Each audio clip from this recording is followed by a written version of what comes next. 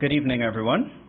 Welcome to our virtual political meeting, and thank you for inviting us into your respective digital spaces.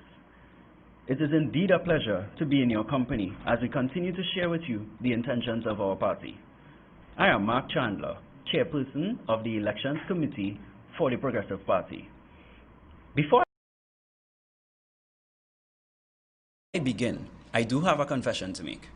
Until January of this year, I had absolutely no intention of participating in any facet of politics. The reason is pretty simple, and I'm sure most of you can relate to it. I felt as though there has been a disconnect between the politicians and the people. Furthermore, there seems to be no real way for us as citizens to hold said politicians responsible for their lack of service. In essence, I felt as though the stain on my finger meant nothing.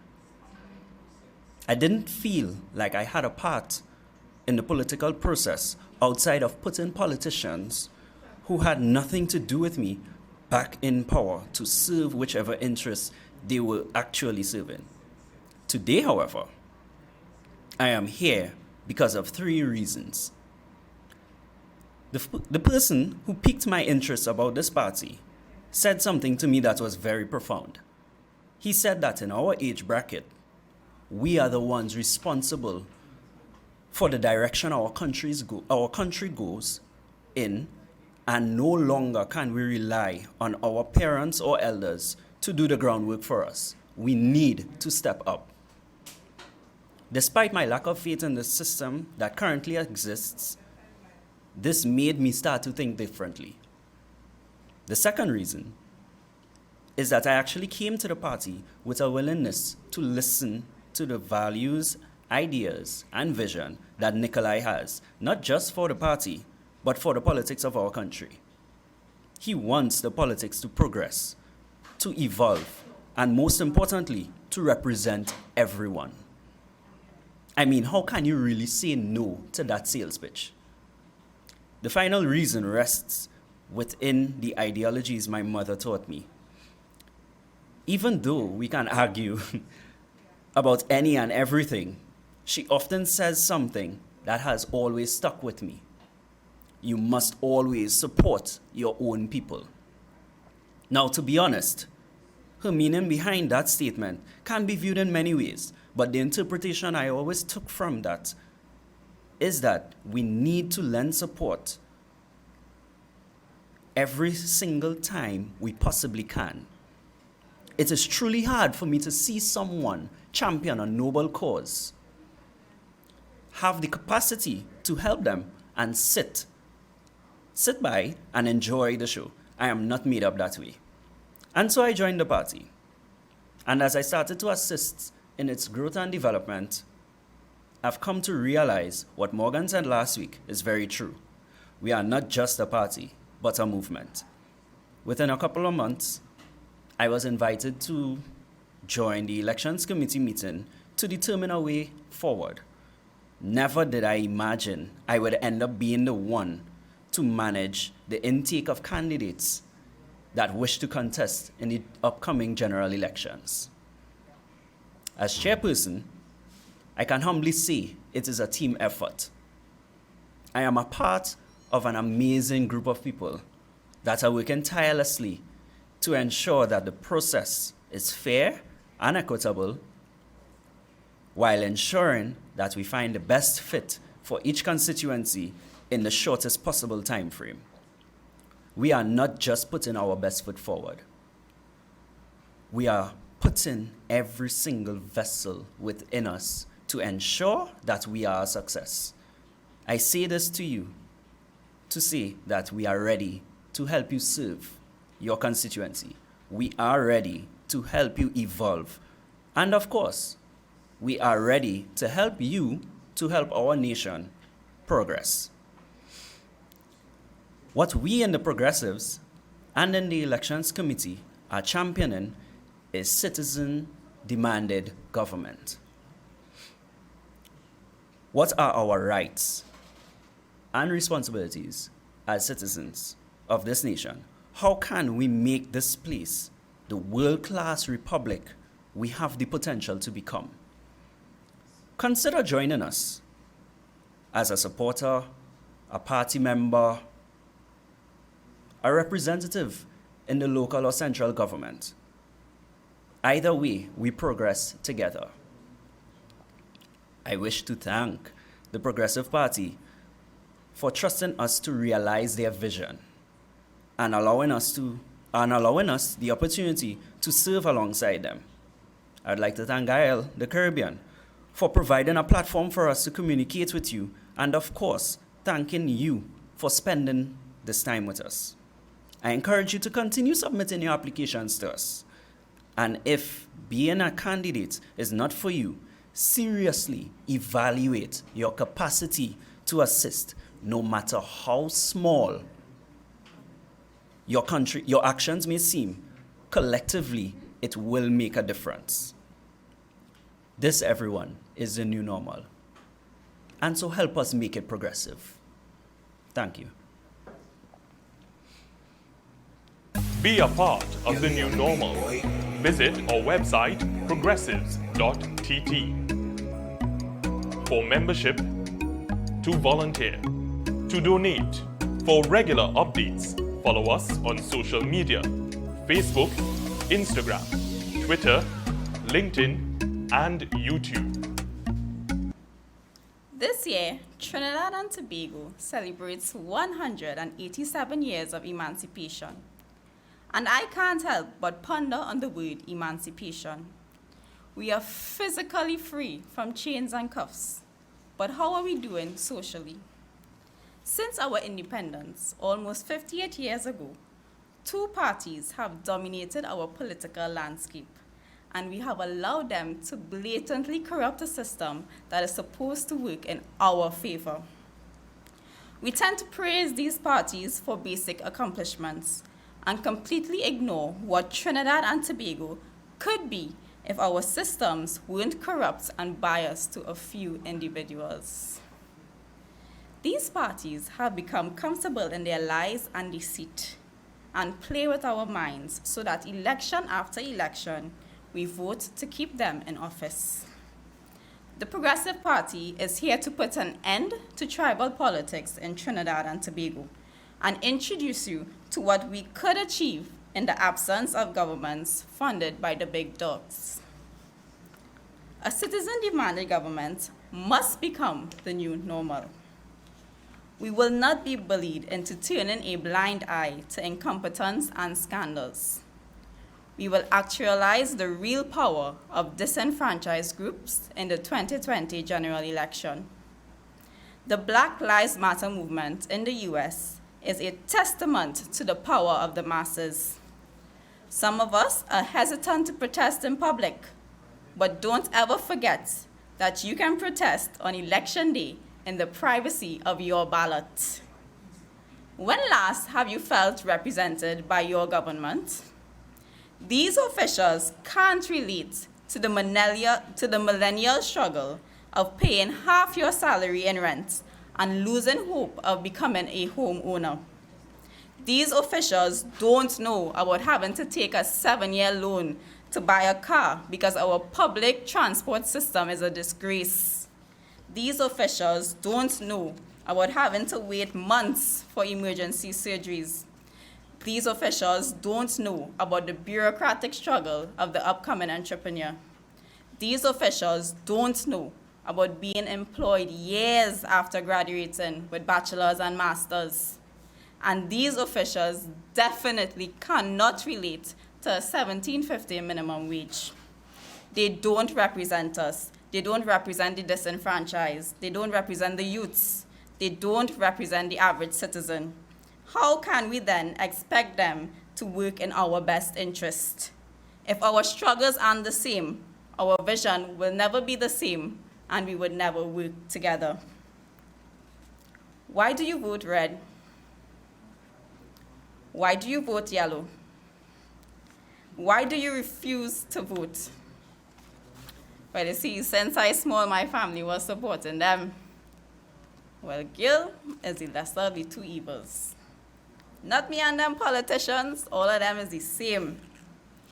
Isn't it sad that these are the most typical answers to these questions? Let's be brave, Trinidad and Tobago. Let's step out of our comfort zone. Let's overcome our fear of voting outside of the two-party political system. Let's bring back that emancipation energy. Let's say no to social oppression and demand the life that we know we deserve as citizens of this land. Let's applaud those who speak out publicly against injustices. Let's support the youthful, vibrant future of our nation. Let's support the new normal. If our ancestors didn't have this energy 187 years ago, we wouldn't be free women and men today. Let's politically emancipate Trinidad and Tobago in 2020. Economic advancement can only materialize in light of political emancipation. The Progressive Party's third policy position entails an adaptive, innovative, and remedy-based economy that embraces current and future entrepreneurs, employers and employees, and is shaped by best-in-practice industrial relations laws and policies. This is a lot to digest, so let's break it down. Adaptive, innovative, and remedy-based. An adaptive economy is one that easily adjusts to economic shocks. The novel coronavirus is the world's most recent economic shock, and our Minister of Finance has not yet delivered to our nation a viable economic recovery plan. It is about time we address the harsh reality that our high dependence in the oil and natural gas sector is dangerous and will eventually sink our economy to irrecoverable levels. A country typically tries to diversify by moving from products they specialize in to others that require similar capabilities. Economic diversification for an oil-producing country is not an easy task because of the high level of specialization. This is why we must become innovative. An innovative economy injects high investment into research and development, human capital, and infrastructure. Let's explore alternative sources of energy, including, but not limited to solar, wind, and hydro energy.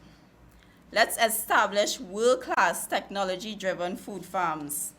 Let's invest in training a futuristic digital workforce. Innovation needs more than just people. Let's construct industrial villages and entrepreneurial labs. Let's become the technology hotspot of the Caribbean. Innovation and entrepreneurship go hand in hand. How impressive will it be for a country to foster entrepreneurship, not only for individual profit, but to solve our social issues? Let's reduce the bureaucracy with the introduction of technology in the public system. Let's think about digital tax filings and registration. End favoritism in funding for only select industries. Our past governments have neglected the performing and visual arts industry because they are closed-minded and are unable to see the value of artistic expression to a vibrant economy. Let's foster sport entrepreneurship to breed disciplined youths and world champions. Let's use entrepreneurship to drive social change. Entrepreneurship then lends itself to job creation, and by extension, opportunities for career advancement. The Progressive Party's vision stretches beyond creating one-off jobs to construct a hospital or a highway extension. We want to create new industries, and this will only come through heavy investment in research and development. A robust economy naturally lends itself to a fair minimum wage that the average citizen can relate to. $17.50 an hour, approximately $2,800 a month. That barely covers the cheapest rental option right now in Trinidad and Tobago. This wage atrocity goes hand in hand with the lack of attention to industrial relations. The recent healthcare workers fiasco is a prime example of the government failing to deliver their end of contracts. We have government employees working for 2014 wages that are subjected to 2020 tax rates. And when back pay is distributed, it is taxed unfairly. It is time for us to wake up Trinidad and Tobago and get on board with the new normal that is crucial to our social and economic longevity. Let's say no to tribal politics and yes to progressive politics. Let's cast a vote for an innovative, technology-driven, diverse economy in the 2020 general election. Trinidad and Tobago. This wage atrocity goes hand in hand with the lack of attention to industrial relations. The recent healthcare workers fiasco is a prime example of the government failing to deliver their end of contracts. We have government employees working for 2014 wages that are subjected to 2020 tax rates. And when back pay is distributed, it is taxed unfairly. It is time for us to wake up Trinidad and Tobago and get on board with the new normal that is crucial to our social and economic longevity. Let's say no to tribal politics and yes to progressive politics. Let's cast a vote for an innovative, technology-driven, diverse economy in the 2020 general election. Thank you. Kelly on the beat, boy. Let me make a circle of love, yeah. Let me make a circle of love, yes. Let me make a circle of love, yeah. Na na na na na na no. The Atlantic Sea brought my forefathers to a place of paradise. And this foot on the sacred soil connected me to this blessed prize. Though when I see what we have become, my heart bleeds, God knows that it's not right. Cause one and all got to come along, brother, we will win if we all unite. Cause it's the same blood will run through my veins, and it's the poor man holding the strain. So let we let go the racial pains, greed and defame, cause we're all the same. So when you see a brother fall, better pick him up. And when you hear a good news, better lift it up. Cause though the darkness is real and that's what we feel, there is a light in all of us. Let me see the lights of love, wave them hands for me. Let me see the lights of love, proud for the world to see. Oh yeah, now let me see the lights of love, wave them hands for me. Let me see the lights of love, proud for the world to see. All you come along. Let me make a circle of love. Let me make a circle of love. Let me make a circle of love. Let me make a circle of love. La la la la la love, la la la la la. One life for the revolution. Rise up and unite. Woo! Rise up. Rise up and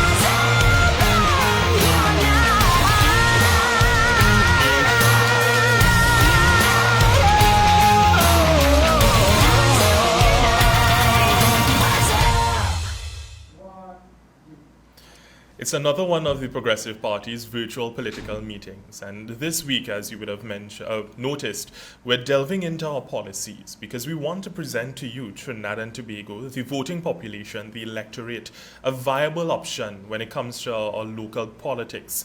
For far too long, we have considered our options as only being between red, yellow, and not voting whatsoever. But in 2020, we think that there are in fact viable options, that a crop of candidates are presenting themselves to you, the voting population of Trinidad and Tobago, to be considered.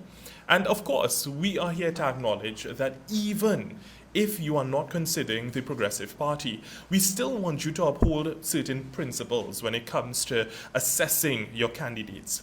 You have to consider whether or not the candidate is in touch with the ground or the constituency in which he or she is running.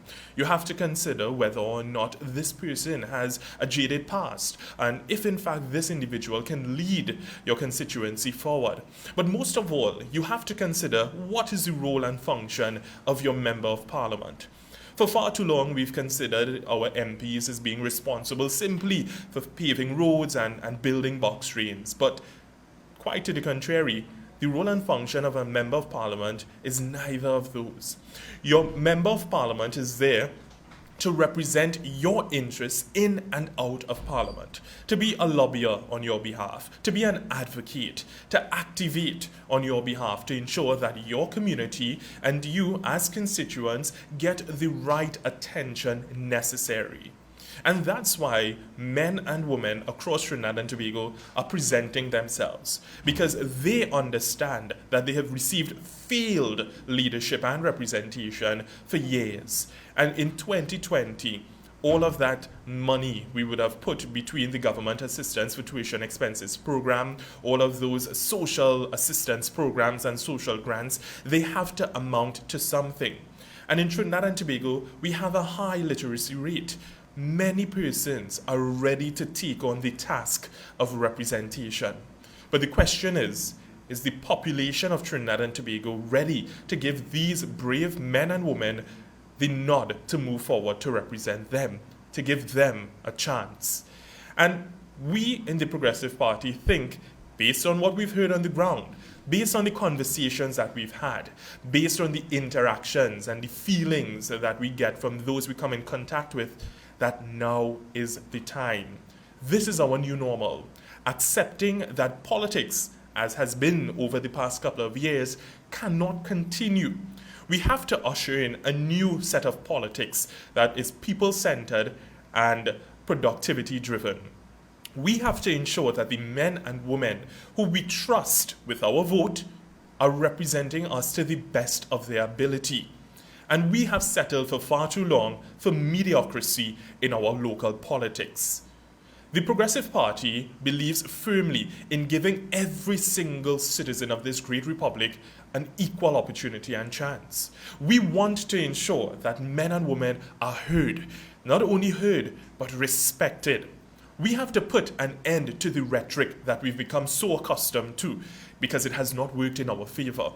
When we think about the 57 years of independence that we've enjoyed, going into 58, and the fact that many of us have seen development subpar to what we understand it can in fact be, that is a grim sign for the future if we are to put these two major political parties back in the same spaces they occupy right now in the Parliament.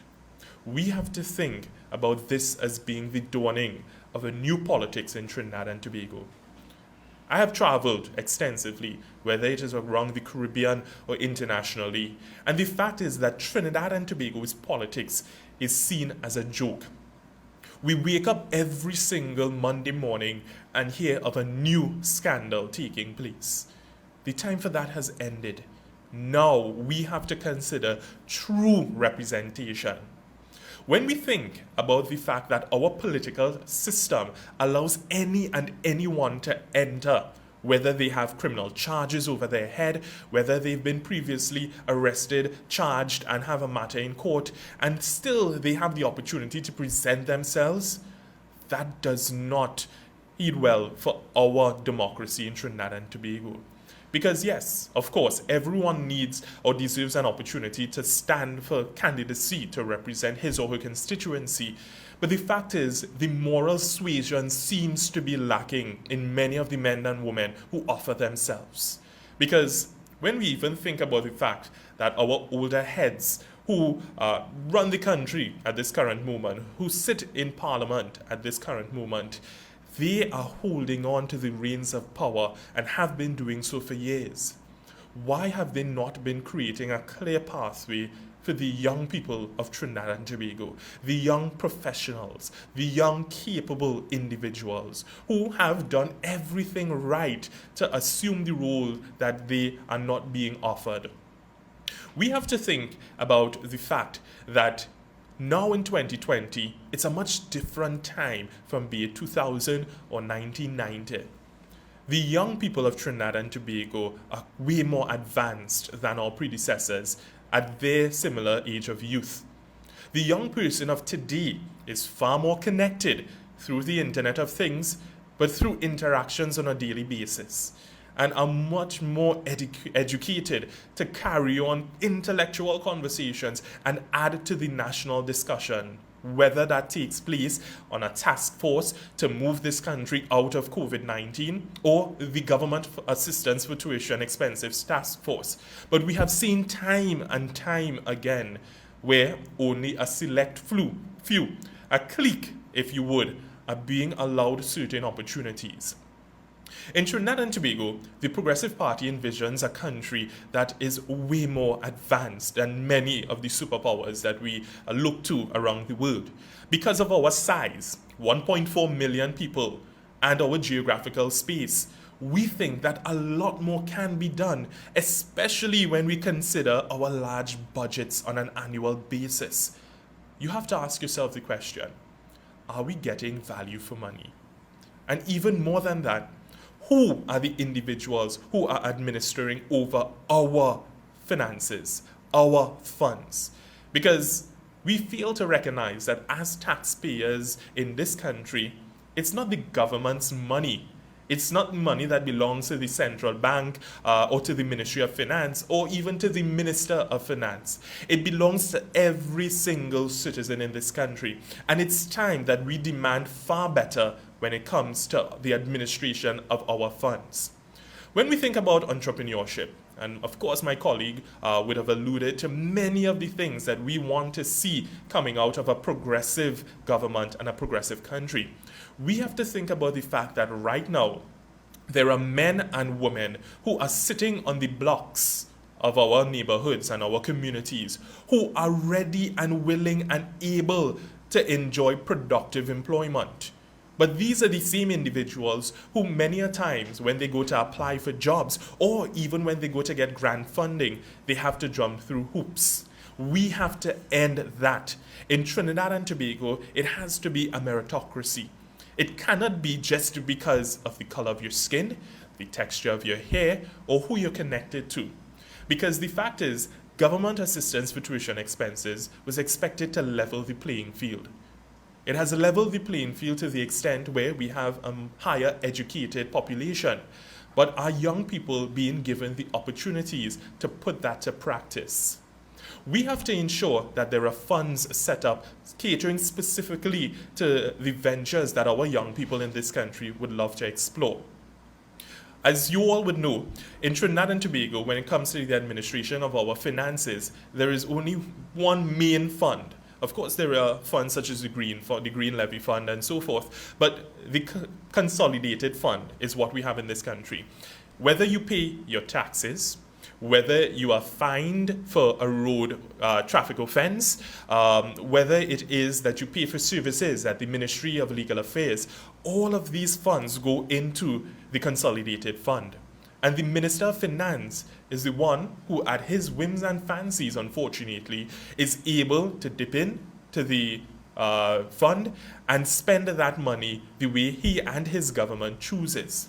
We have to question, when it comes to health surcharge that many of us have to pay for those of us who are in employment, where does that money go? It does not go directly to the health centers and health facilities across this country. And once I had the opportunity to question the Minister of Finance and asked if we should in fact set up a health surcharge fund or health fund, and he was saying that the money that would be accrued there would not be enough to keep our health facilities running.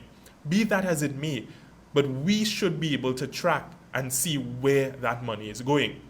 We see that the government is adamant to introduce property tax.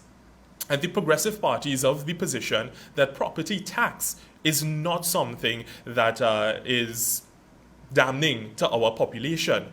But how would that property tax be managed is a real question. Because if we are paying property tax in San Fernando, we want to ensure that that money is being used to ensure garbage collection, that our streets are clean, that security apparatus is being set up. Not that that money is being spent on projects that are not bringing direct benefits to the people in that particular community. So we have to reassess how we manage funds. Now, when we think about going into this election, and we look at economies of scale, we look at finances, we have said it often that the Progressive Party is not in a position right now where we are receiving funding from large financiers. And I think there is some beauty in our circumstance and situation because we appreciate every single dollar that comes to the Progressive Party. I can tell you that we as an executive and as members of the party, every time someone makes a donation, every time someone pays membership fees, we get excited because it shows that members of the public are interested in better governance. They are interested in progress for Trinidad and Tobago, and they are so interested in the Progressive Party as being the vehicle to take this forward. For far too long, our elders have bickered left, right, and center about how best we can move forward when it comes to our politics. And we are saying to them that, one, you have to incorporate new, expansive ideas in terms of how we manage this country. And we feel as though the Progressive Party has ideas. We have an opportunity to interact with our brethren and our sistren on the streets and to understand clearly what it is that they want, because we are so connected. We see too often where members of parliament and those persons holding high office pass us straight in their Prados. They hardly ever bounce us up in the grocery. We never see them at many of the events that we patronize, and we have to ask ourselves why. Aren't our members of parliament supposed to be of the people and with the people at every moment or every opportunity that presents itself? Not hidden behind security guards. Because we have to ask ourselves really and truly, why do they need to hide behind security? If they were managing our funds and our affairs well, if they were listening to the people, then they should have nothing to fear. Not so? But we live in a society where there is segregation. Segregation from politician and person. Segregation when it comes to class. Segregation when it comes to race. And in 2020, we have to end that segregation. And I'm telling you that ending that segregation does not mean putting back the People's National Movement into office. Ending that segregation does not mean putting back the United National Congress into office. That is regression. That is a step back. Because if we are so in need of change and want better for our country, why do we continue to do the same things over and over and expect a different result? Madness. In 2020, it can't be simply that when a party offers itself a new kid on the block, so to say, that you simply think they are going to split the vote. That is absolute rubbish. Because it's not about splitting the vote. First of all, no one monopolizes the vote. No one is entitled to the vote. If Trinidad and Tobago's citizens decide to vote for 100 parties or 100 ways, that is their democratic right to so do. So we are fed up of this rhetoric of splitting the vote. We have to ensure that the candidates, the individuals, the men and women who offer themselves are given an equal opportunity and an equal chance to be heard.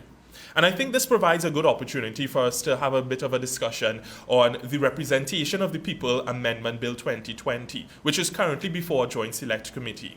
The Progressive Party has had the opportunity to send in comments to that committee, and I can say safely that we have taken the time to examine that bill to the best of our ability and to submit comments that are truly reflective of what a leveled playing field in Trinidad and Tobago's politics can in fact look like.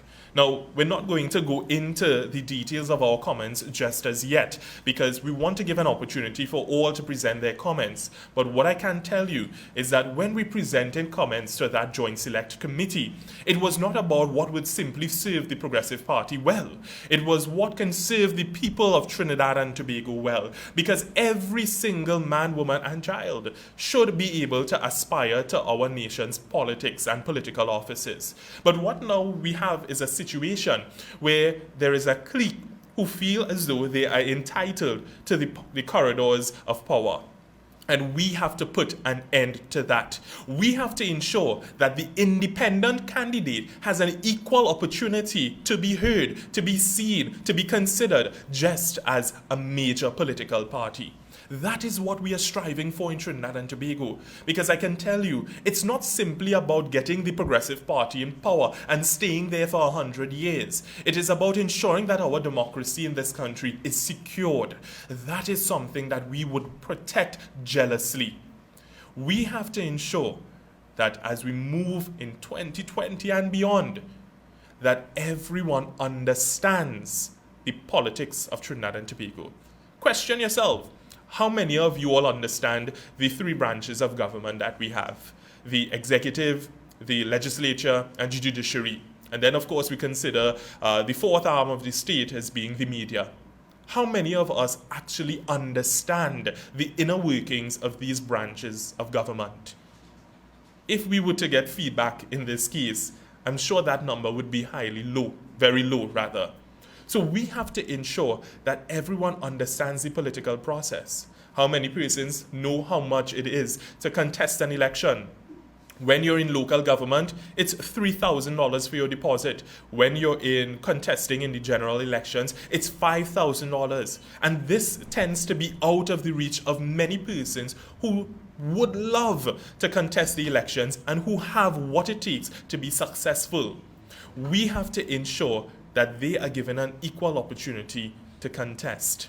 We would love to see the elections and boundaries take on a new model when it comes to their work. We want to see voter education taking place for the 5 years and beyond, not just in an election year.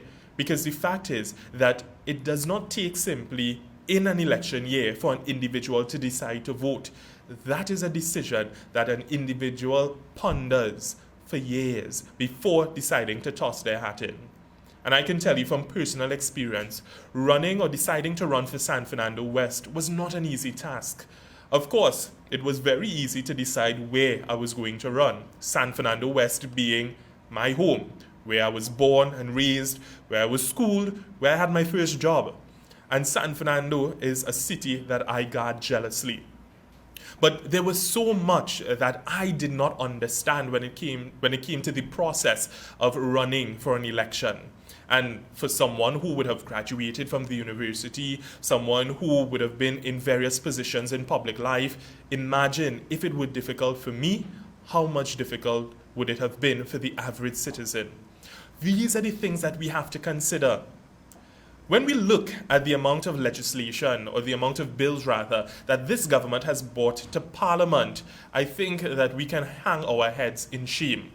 Because many of the issues that are affecting citizens of this country continue to be left out of the public discussion or the debates in Parliament.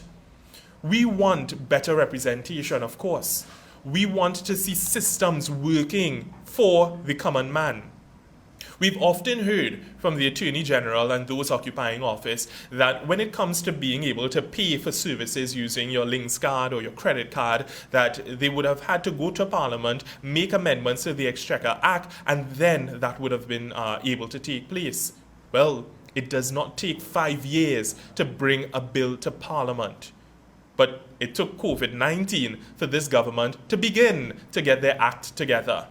So do we have to have a COVID-20? Do we have to have a COVID-21 and a COVID-22 in order to get our government working for us? The answer is no. You have to elect the right men and women to serve your interests. Another issue that we have is that we feel as though when we elect members to parliament, we have to think about, well, who is the best person or the most liked person in the community, or who is simply a hard worker when it comes to agriculture or small business. There are a lot more factors that we have to take into consideration when selecting the best person. Now, the role of an MP is to go into parliament and craft the best legislation that is representative of his or her community or constituency. We find that many persons are entering parliament and they don't even understand parliamentary procedure. And this is something that should be widely available in our schools, in our communities, through the Elections and Boundaries Commission, through proper training programs. We have to ensure that parliamentary procedure is not something that you have to only understand when you get into office. But as we were talking about in our town hall meeting on Sunday, and the Progressive Party, we host our town hall meetings every Sunday at 5 p.m. You can check out our Facebook page, and that takes place there, where we have discussions, where we engage the public and take questions. And I really want to encourage you to sign in this Sunday for our town hall meetings. But while we were speaking there, we made mention of the fact that it serves our current political parties and structures for the population to remain ignorant. Because we feel as though when politicians enter office, they are given the all clear to do whatever they want, to ramage, as we say. But that is not the case, because you must still be held accountable throughout your 5-year tenure. It's not a matter of we vote you in and then we see you next 5 years. We need to be seeing you more often. We need to be seeing you in our communities, on our television, defending us jealously, and ensuring that the manifesto points that you will be able to articulate so well that you're able to follow through on them. And that is a problem that we continue to have. Too many persons riding to office on great manifesto points, but ask them how they're implementing it, and they can't answer. Or ask them if they are able to judge their performance against their manifesto points, and they hang their heads in shame. How many of you all have picked up a People's National Movement manifesto during this 5-year period and examined and checked off to see how many of the projects they've actually completed? How many of you all have taken up a UNC manifesto and checked off on all the things that they defended or advocated for in Parliament during this period? And the question is, many of us don't. Because, as I said before, these politicians come in and there is an expectation that they will only prey to our emotions or have conversations with us when it's an election time. We have to stop thinking in 5-year cycles. We have to think in 100-year cycles and 1,000-year cycles. Because if other countries can do it, why can't Trinidad and Tobago also do it? When we think about our budget, we read a budget every single year, of course, and we think as well in the Progressive Party that those budget cycles can change. We can look at budgeting for a 5-year period. Tell the population of Trinidad and Tobago what you expect to do with funds for a 5-year period. Of course, you should have economists on board and all these individuals as members of your party who can advise, because as they say, it's a government in waiting. Then you should be preparing for the job at hand. It's not the first time that you're interviewing for a position. So if we look at a 5-year period, we look at the projected income from oil and gas and from other from the non-energy sector, and we start seeing that, okay, for this 5-year period, we can in fact get this amount of revenue, then we should start planning in that cycle. It seems as though our government wakes up every day and decides on a new project and neglects, in fact, projects that have been sitting, waiting for years. I don't know how much more we can take as a population when we think about hospitals that have been, the ground has been broken and we've waited 15, 20, 30, 50 years. And that seems to be all right. Look at the Brian Lara Stadium and the spectacle that is. Why did a government have to come in and, for spite, as we say, decide to hold up on progress on that side? Every time we start projects and leave them for years, we are losing money. When you think about the HDC towers in Chagonas, and if you go even way further than that, you think about the Cora Dam, you think about the racing track in Central, all of these are blatant acts of corruption that it seems after a particular time we in Trinidad and Tobago forget. We are seeing right now where there are early childhood care centers across Trinidad and Tobago not yet open, but possibly 90, if not 99% completed. Secondary schools are not being completed because it was not the particular government's brainchild. A progressive government, once the Progressive Party is ushered into our parliament, every single project that is currently on standby or in waiting will be completed as priority. We are not here to complain and to quarrel about which government started it and which political party started it. The fact is, it will accrue benefits to every single citizen in this country if it is to be completed. Why don't we get those commitments from the other political parties? If they so care about country and patriotism, then do the right thing. That's the barometer at bare bones we should be holding every single political party to. Doing the right thing. Don't do the right thing because it's going to bring a fat paycheck. Don't do the right thing because it serves your circle or your clique. Don't do the right thing because you feel as though you have a debt to pay or to repay. Do the right thing because it's the right thing to do. If we want to ensure that there is morality returned in Trinidad and Tobago, that we do ethical things, it starts with every single individual. I can tell you that I am proud of the men and women who have joined the Progressive Party, because they did not do it out of spite for another political party.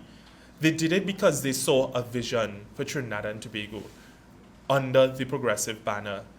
They saw that the Progressive Party was a breath of fresh air, that it was different from the other political parties, and they decided to jump on board. Now, we have men and women who are outside of Trinidad and Tobago, many of whom are watching this right now. And I want to say to these men and women, our members of the diaspora, we want you to come back home. But in order to get you to come back home, we know that we have a huge job of making sure that it is safe and that it ensures that you, when you come back to Trinidad and Tobago, you have the kinds of opportunities that you've been exposed to outside of our country. I've had discussions with men and women who are of the soil, who have migrated, whether they are in the United States or across Europe, and they have all expressed interest in returning to Trinidad and Tobago. But many of them are scared. They are afraid. They feel as though from the time that they touch down in Piaco, their lives will be lost. We have to do far better than what we're doing right now. National security in this country is a joke. We have to take the comedy out of our national security leadership and management and ensure that it is leadership and management that is responsive to the everyday needs of our men and women. We cannot afford to have a reactionary approach. We have to have an approach that predicts, that anticipates, that prevents. And we are not putting enough energy and effort where that is concerned. We as the Progressive Party would like to take the time to thank the Commissioner of Police, Gary Griffith, for the hard work that he is doing. But we cannot depend simply on one man to do all of this. And of course, we have to hold him accountable. For when there are issues in the Trinidad and Tobago Police Service, he is the person that we have to hold accountable, because he has said it himself, the buck stops with him. But simply holding someone accountable is not enough. We have to be prepared to stand shoulder to shoulder and do what we have to do as citizens. When we are aware that there are persons who are engaging in drug trafficking, when we are aware that there are persons who are involved in human trafficking, when we are aware that there are individuals who are engaging in illegal activity, we have to say something and do something. Because the Commissioner of Police and the men and women of the Trinidad and Tobago Police Service can't be everywhere all of the time. But we are. We are spread across this country, and we have to make sure that we do what is needed to protect our country. The motto moving forward has to center on some semblance of, this is my country, and I will do all that is necessary to protect my country. And then that will obviously trickle down into, this is my community, and I will do everything in my power to protect my community. And then it comes down to, this is my family, and I will do everything necessary to protect my family. We have to see crime and its prevention or its furtherance as our collective responsibility. And it's not about talk shop. If the Progressive Party were to be in managing our national security apparatus at this present moment, we would ensure, first and foremost, that the men and women of this national security apparatus is well trained and experienced in how to deal with the public. Because we've heard the horror stories of men and women interacting with our national security officers and not being treated as human beings. We can't remove the humanity from our country. We cannot afford to remove the humanity from public service, because that will be the detriment of our country. So, as we look to managing an economy, as we look to ensuring that our funds in Trinidad and Tobago is spent wisely, we have to ensure that we pay attention, ask the relevant questions. Do not feel or do not allow yourself to be disrespected by a Minister of Finance. Because every time that clip plays where he mentions that he has raised the fuel price and we have not rioted, that just sends off a trigger that we cannot afford to continue with that kind of leadership when it comes to how we manage Trinidad and Tobago. It should not be about rioting. No one in Trinidad and Tobago should have to riot or protest or demand anything. We should be able to engage in proper discourse. We should be able to have conversations about what a better Trinidad and Tobago can and should look like.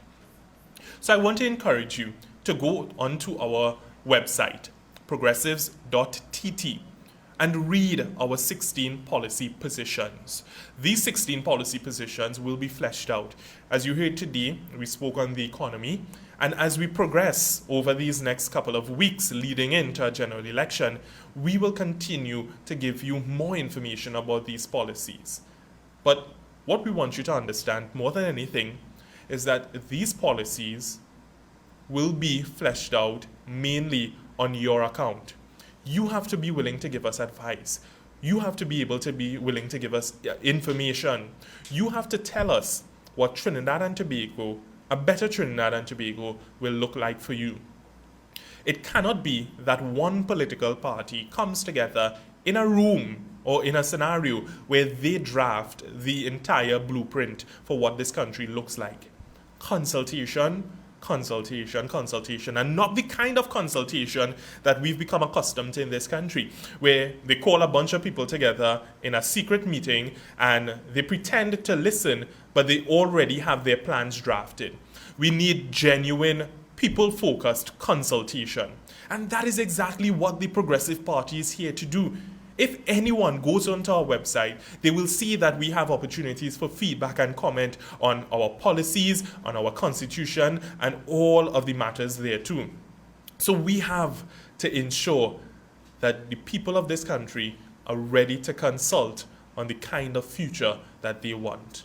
The last thing that I'll probably touch on is the Road to Recovery Committee that was set up by our Prime Minister. And what I can see is that we in the Progressive Party are disappointed that, one, so much responsibility was placed onto that committee when the government had 4 years to determine what a better society can in fact look like. Because essentially, what this committee is doing is preparing the manifesto for the People's National Movement moving forward. And we must say no to that. We must ensure that this committee's work is not seen as the be-all and end-all to what progress in this country would look like. It is an ongoing exercise. We must pull on our permanent secretaries, our technocrats, the members of the public service, and every single citizen of this country to engage in an exercise that ensures we can, in fact, move this country forward. So, I encourage you to tune in every Tuesday from 8 to 9 p.m. to the Progressive Party's virtual political meeting. We are proud to say that we are presenting a new platform, a new normal when it comes to our politics. We want you to engage in our town hall meetings every Sunday at 5 p.m. But even more than that, you can reach out to us. We are very responsive, whether it is on social media, on our WhatsApp, and so forth. And to ensure that our vision for Trinidad and Tobago becomes a reality, we want you to donate. We want you to invest in this party. See this as an investment in your future and your children's future and your children's children's future. This is not about the Progressive Party of today, but it is about the progressive Trinidad and Tobago that we all know is possible. So on behalf of the Progressive Party, we thank you for tuning in, and be sure to accept a new normal that we can in fact present for all of us to be proud of. Thank you very much. From the Tony Hall TV studio at Guy of the Caribbean, this has been The New Normal, the Progressive Party's virtual political meeting. Join us every Tuesday at 8 p.m.